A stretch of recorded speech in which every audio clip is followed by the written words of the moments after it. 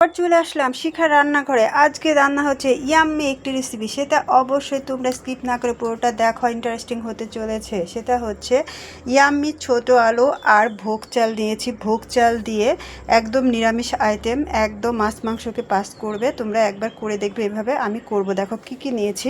এখানে মৌরি জিরা নিয়েছি গোটা, তেজপাতা, শুকনো লঙ্কা যেহেতু নেই তাই আমি হচ্ছে পাকা কাঁচা লঙ্কা নিয়েছি, আদা এখানে থেতো করে নিয়েছি, হলুদ লাগবে, লবণ লাগবে, তেল তো লাগবে, এটা দেখানোর দরকার নেই।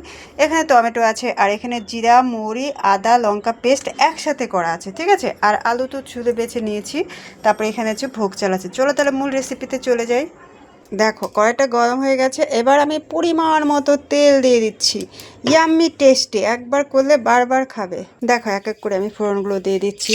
লঙ্কা, তেজপাতা, তারপরে একটু দেখো এখানে এলাচ, দারচিনি আমি থেতো করে নিয়েছি, গরম মশলাটা আমি দিয়ে দিলাম, ফ্লেভারটা সে আসবে। লাস্টে ফিনিশিংটা অবশ্যই দেখবে, না দেখলে মিস করবে। একটু আদা থেতো করা আছে, কাঁচা লঙ্কা দিয়ে দিলাম। হ্যাঁ, ভালো করে নেড়ে নেব, সেই আমি টেস্টি। সঙ্গে থাকো। মৌরি জিরা ফোড়নটা আমি পরে দিচ্ছি, কেন বেশি আগে দিলে এটা পুড়ে যাবে, ভালো লাগবে না। দেখো এখন আমি মৌরি জিরা ফোড়নটাও আমি দিয়ে দিলাম। এখন একটু ভাজা ভাজা বাদামি কালার হয়ে আসলে আমি এখানে দেখো ভোগ চালটা যে নিয়েছি সেই চালটা আগে প্রথমে আমি ভাজা ভাজা করে নেব, যেহেতু সিদ্ধ হওয়ার ব্যাপার আছে। প্রথমে আমি একটু ভালো করে ভেজে নেব। তোমরা এভাবে অবশ্যই করবে, ঠিক আছে। ফ্লেভারটা কিন্তু সেই হ্যাভি টেস্টি বেরিয়েছে। এখন আমি পরিমাণ মতো লবণ দিয়ে দিচ্ছি। লবণ আর হলুদ দিয়ে আমি নেড়ে নেব, ঠিক আছে। এটা একদমই নিরামিষ ভুজি যারা, তাদের পক্ষে খুবই ভালো। যারা আমিষ খায় তারা আমিষ খেতে খেতে যখন একদম হয়ে যাবে তখন এইভাবে একবার করে দেখো, হ্যাভি টেস্টি। ছোট আলুর দম হচ্ছে এভাবে তোমরা ভোগ চাল দিয়ে অবশ্যই একবার করবে। এখন ভালো করে ভাজা ভাজা হয়ে গেলে আমি কী করবো বলো তো, মশলাটাও দিয়ে দেব। তারপর টমেটো কেটে রেখেছি পিস পিস করে, এই যে টমেটো কেটে রেখেছি, টমেটো দেব। দেখো কি সুন্দর কালার এসছে। এখন আমি মশলাটা যে রেখেছি সেটাও আমি দিয়ে দিচ্ছি, ভালো করে আমি নেড়ে নেব। তোমরা লাস্ট অবধি দেখো, নাহলে মিস করে যাবে। খুব টেস্টি, অবশ্যই করবে। এবার দেখো ছুলে রাখা আলুগুলো আমি দিয়ে দিচ্ছি। প্রেসারে আমি সিটি দিয়ে সিদ্ধ করে পরে বেছে নিয়েছি।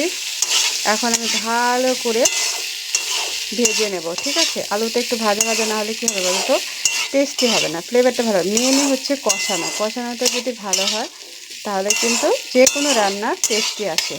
এখন ভালো করে আমি একটু ভাজা ভাজা করে নেব। তোমরা সঙ্গে থাকো লাস্ট অবধি। একটু পরে টমেটোটা দেব।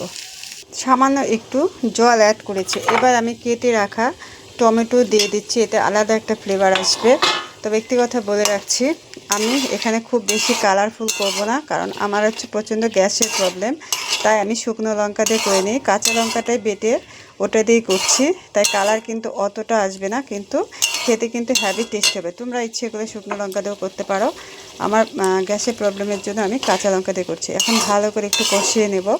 দেখো মশলা টশলা সব লেগে যাবে, যদি একটু জল অ্যাড করা যায় তাহলে সব কিছু সুসিদ্ধ হবে, ঠিক আছে। তারপর লাস্টে আমি ঝোল দিয়ে দেবো, তোমরা সঙ্গে থাকো।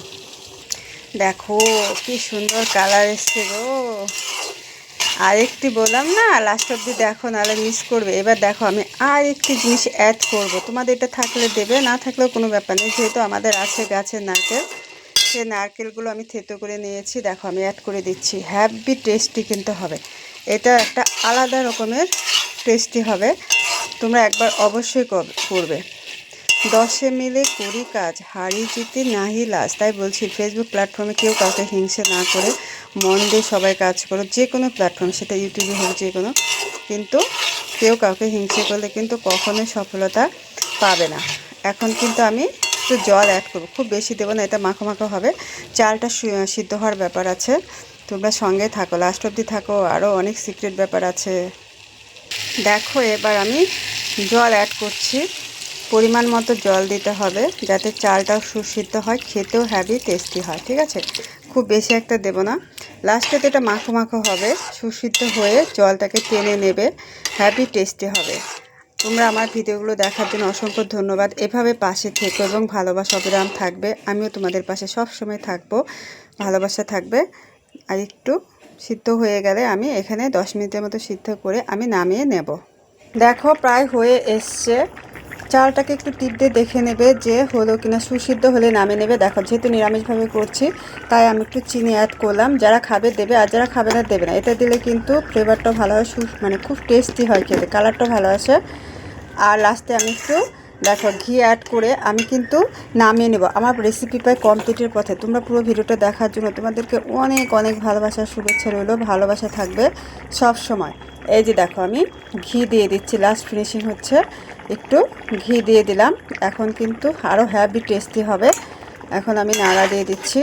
আর আলুটা আস্তে আস্তে কী হবে বলো তো, জমে যাবে, তখন কিন্তু এতটা ঝোল থাকবে না। ঠিক আছে, ভালোবাসা থাকলেও সবাই ভালো থাকবে, সুস্থ থাকবে। এভাবে নতুন নতুন ভিডিও পেতে আমার সঙ্গে থেকো। ওকে, বাই, টাটা।